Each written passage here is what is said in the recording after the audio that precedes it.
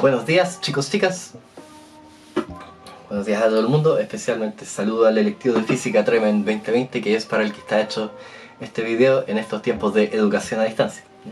Entonces, lo que vamos a hacer acá es explicar resumidamente algunos de los elementos básicos de la teoría especial de la relatividad que son importantes de tener presentes antes de meterse en algunos de sus efectos más conocidos, ¿ya? Usted tiene mucha información en internet, en artículos, en videos, hay youtubers también que están haciendo esto mejor de lo que yo lo puedo hacer, pero aquí vamos a tener un pequeño resumen de lo que considero importante para partir con lo que es esta teoría especial de la relatividad, ¿ya? Hay que distinguir de la teoría especial con la teoría general, ¿ya? Si bien ambas son parte de la teoría de la relatividad de Einstein, pero con la teoría general nos vamos a meter más adelante.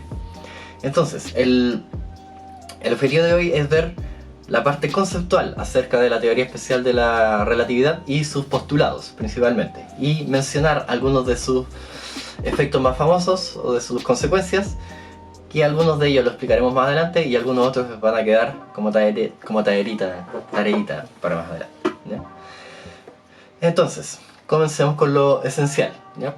Entonces, esta teoría corresponde a la teoría física que explica el movimiento de la luz, ¿ya? Y nace a partir de las ideas de Albert Einstein, por ahí por el año 1905, que es donde publica oficialmente sus primeros trabajos, aunque esta idea se dé cuenta que las empezó a pensar desde bastantes años antes, ¿ya? Y en 1905 postula estas ideas de manera oficial. Entonces, ¿de dónde surge esta idea? El problema que había en ese entonces, en esa época, para entender por qué es necesaria esta teoría, son problemas que surgen de las ideas del electromagnetismo, ¿ya? El electromagnetismo de Maxwell postula, entre otras cosas, ¿ya?, que la luz tiene una velocidad bien definida en el vacío, que es este número de 300.000 metros por segundo, ¿ya? Es decir, 300.000 kilómetros por segundo, 3 por 10 a la 8 metros por segundo. Y este número surge a partir de las ecuaciones de Maxwell, y esto nos dice que la velocidad de la luz depende de las propiedades del medio, ¿ya? Y exclusivamente de las propiedades del medio en la que ésta se mueve. No depende entonces del estado de movimiento de la fuente de luz, ¿ya? Y ahí empezamos a chocar con algo que para nosotros es muy común, muy cotidiano, que es el principio de relatividad de Galileo, ¿ya? Eso usted lo habrá estudiado en física primero medio, se lo habré enseñado yo, o lo habrá visto en alguna otra parte, o lo sabe por intuición, ¿ya? Entonces, ¿cuál era el problema?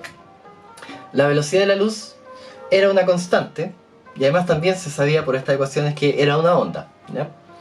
Recuerde que la luz tiene una dualidad de onda-partícula. Entonces, si es una onda, en esa época se creía que toda onda necesita un medio para viajar. Por lo tanto, ¿cuál era el medio en el que viajaba la luz? Se postuló que existía un medio llamado éter, ¿ya?, que era un medio prácticamente invisible y que no se notaba, incoloro, inodoro, y en el cual la Tierra viajaba sin mayor roce, ¿ya?, y a partir de en este medio era en el cual viajaba la luz. Entonces, ¿cuál es el problema? Que a partir de los experimentos que se hicieron para tratar de encontrar la velocidad de la luz con respecto a este éter, que debería ser como el marco absoluto de referencia, estos experimentos determinaron que este medio, este éter, no existe. No existía tal cosa como el éter porque no se encontraron efectos medibles de los efectos que debería predecir su existencia, ¿ya? Entonces, estos experimentos de Michelson y Morley nos dicen que el éter no existe, ¿ya? Por lo tanto, hay que resolver este problema de la relatividad del movimiento.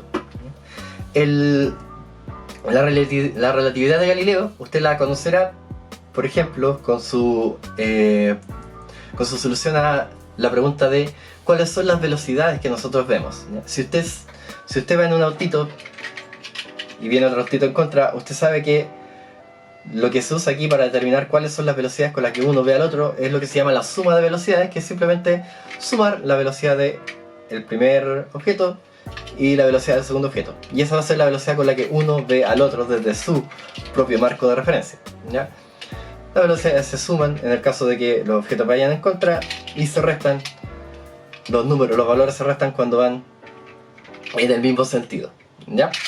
Eso lo sabemos y por intuición también lo experimentamos cuando nos movemos. Pero esta suma tan sencilla, B1 más B2, falla cuando uno de los objetos es un rayo de luz. ¿Ya? ¿Por qué? Porque las leyes de Maxwell me predicen que la velocidad de la luz tiene que ser este valor c. No puede ser otro, por lo tanto no tiene sentido sumarle otra velocidad. Entonces aquí viene Einstein a resolver el problema y postula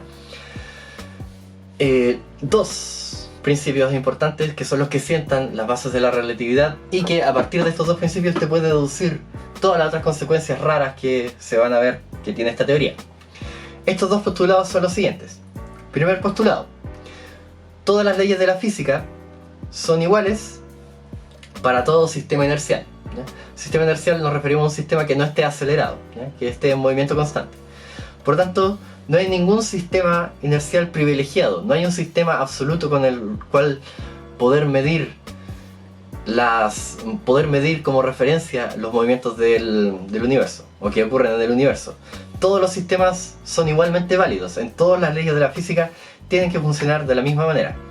Por lo tanto, esto me dice que no puedo hacer un experimento para determinar si estoy en reposo o si estoy en movimiento. Si yo quito todas mis referencias, porque podemos hacerlo porque podemos ver referencias, podemos ver objetos que están quietos, como la misma Tierra, y con respecto a eso normalmente determinamos nuestro movimiento. Pero si estuviéramos en el total y absoluto vacío, sin ningún punto de referencia con el cual decir yo me muevo respecto a esto, no puedo hacer nada para saber si estoy quieto o si estoy moviéndome con velocidad constante. Son estados equivalentes, ¿ya? Ese es el primer principio, el principio de relatividad. Y el segundo principio es el de la invariancia de la velocidad de la luz. Esto nos dice que todos y cada uno de los observadores posibles van a ver la misma velocidad para la luz, ¿ya? Eso nos dice que la luz siempre viaja a la velocidad de la luz, valga la redundancia. Si la velocidad de la luz es de 300.000 km por segundo, yo mido esa velocidad, usted mide esa velocidad y cualquier sujeto en el universo va a medir esa velocidad, no importa qué tan rápido o lento se esté moviendo, ¿ya? Por lo tanto, todos miden la misma velocidad de la luz. Estos dos principios van a tener consecuencias bien importantes con respecto a esta idea clásica de la relatividad de Galileo. Entonces, veamos qué sucede. Primero, como les decía, este principio vamos a describir dos consecuencias, ¿ya? Y vamos a mencionar el resto. Este principio nos dice, como ya decía, lo siguiente: si yo estoy en el vacío, si tengo dos sujetos en el vacío, en un vacío absoluto, sin nada que usar como referencia, estos dos objetos no pueden decir nada acerca de su propio estado de movimiento, más que lo que puedan decir con respecto a el otro objeto que ven. Por ejemplo, si estos dos objetos están quietos, lo que pueden decir es que están quietos, que Todd está quieto con respecto a Jigglypuff. Pero no sabemos si es que en realidad ellos dos se están moviendo con velocidad constante. Ellos no pueden saberlo, ¿ya? O por ejemplo, si Jigglypuff se acerca a Todd, en realidad también es válido, totalmente válido decir que lo que está ocurriendo es que en realidad, y es lo que Jigglypuff ve, es que Todd se está acercando a Jigglypuff. Y no hay ningún experimento que puedan hacer ellos dos para saber quién de los dos es el que se mueve. En realidad la pregunta no tiene sentido, ¿ya? Porque ambas perspectivas son válidas. El sistema de referencia de Jigglypuff es tan válido como el sistema de referencia de Todd, y ambas describen bien lo que ocurre en la realidad, ¿ya? Por lo tanto, no hay un sistema de referencia absoluto, ¿ya? Eso es lo primero. Y lo segundo tiene que ver con el tema de la velocidad de la luz. Ya habíamos dicho que ocurre el tema de la suma de velocidades, ¿ya? Si es que yo voy en un vehículo y yo tiro una pelotita para afuera, esta pelotita también va a tener la velocidad del vehículo. Vamos a tirarla hacia adelante mejor para que se entienda mucho mejor el objeto. Sabemos que si yo desde el vehículo tiro una pelotita hacia adelante, esta pelotita va a tener, vista desde, por ejemplo yo, que estoy quieto, alguien que esté aquí adentro va a tirar la pelotita y la velocidad con la que yo, desde afuera, voy a ver a la pelotita es la velocidad de la pelotita con la que fue lanzada, más la velocidad del vehículo. La persona que está aquí adentro del vehículo va a ver que la pelotita se mueve con la velocidad a la que lanzó la pelotita. Pero yo le voy a sumar la velocidad del vehículo. Pero ahora, ¿qué ocurre si es que en vez de esta pelotita, lo que yo hago es prender una linterna? ¿Ya? Entonces, si es que mi conductor prende una linterna, está lanzando un rayo de luz. ¿Cuál es la velocidad con la que el conductor ve el rayo de luz? C, ¿ya? 300.000 kilómetros por segundo. ¿Cuál es la velocidad con la que yo veo el rayo? También es C. Entonces aquí es donde chocamos con la relatividad de Galileo. Porque ¿qué es lo que me dice esta relatividad? Me diría que la velocidad con la que yo veo el rayo es la velocidad del rayo más la del vehículo, ¿ya? Como cuando yo tiro una pelota. Pero la luz es especial. Entonces los fotones no siguen esa idea. Por lo tanto yo y el conductor ven la misma velocidad. Si nos vamos a los casos extremos, esto ahí va cobrando un poquito más de sentido, ¿ya? Si por ejemplo la velocidad de este vehículo es de 200.000 km por segundo, lanza el rayo de la luz, el rayo de luz él lo ve a 300.000 km por segundo, la velocidad de la luz, y yo también, a pesar de que según Galileo yo debería verlo a la suma de las dos velocidades, yo debería ver el rayo de luz moviéndose a 500.000 km por segundo, pero eso no es lo que ocurre. Entonces la formulita esta de velocidad, de la suma de velocidades de Galileo falla, ¿ya? Por tanto la mecánica clásica tiene ahí un pequeño problema. Ahora, para nuestra escala, para los movimientos que nosotros vemos cotidianamente aquí en la Tierra, esto no tiene ninguna implicancia mayor en nuestra percepción. Nuestras velocidades son lo suficientemente bajas para que todos estos efectos raros que va a tener la relatividad no se noten. Así que no tendríamos que preocuparnos mucho, excepto en aplicaciones que requieran una exactitud tremenda como el GPS o cosas así, donde estos efectos sí hay que tomarlos en cuenta. Pero para nuestro caso, en realidad esto no se nota. Por lo tanto, todas estas ideas chocan un poquito con nuestra percepción. Porque ¿qué nos dice esto? Básicamente que no hay un absoluto. Nosotros estamos acostumbrados a que si mido algo, si yo sé que esto mide unos, no sé, unos 15 centímetros por dar un número, yo mido 15 centímetros y cualquier ser en el universo me diría, no, si esto mide 15 centímetros. O si yo tomo el tiempo, si yo tomo un relojito y yo digo que han pasado 10 segundos, todo el mundo también, yo diría que todo el mundo también va a decir que, sí, pasaron 10 segundos. Pero estas dos cosas, según la relatividad de Einstein, no son tan así. Estas dos mediciones, la medición del tiempo y la medición de la longitud, dependen del observador. Por tanto, el espacio-tiempo no es absoluto, ¿ya? Eso tiene consecuencias e implicancias filosóficas que uno puede entretenerse discutiendo, ¿ya?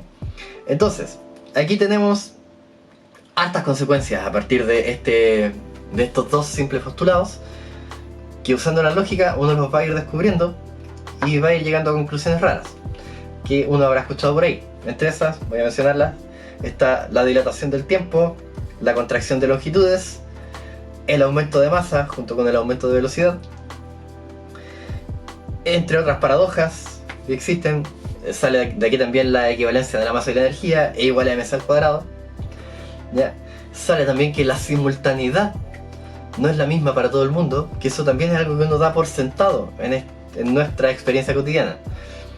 Pero cuando estamos hablando de velocidades relativistas, o sea, velocidades comparables con la velocidad de la luz, por ejemplo de 1/10 de la velocidad de la luz o de la mitad de la velocidad de la luz, toda nuestra intuición, toda nuestra experiencia cotidiana ya se empieza a trastocar, ¿ya?